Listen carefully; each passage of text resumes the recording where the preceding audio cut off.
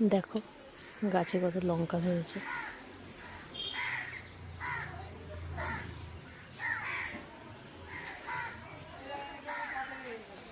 এইদিকে লঙ্কাগুলো পেকে গেছে, পুরো গাছ ধরে লঙ্কা গাছ হয়েছে।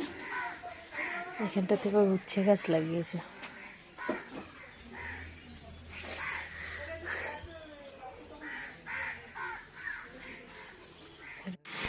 ওমা কি রান্না করছো তুমি? মাংস।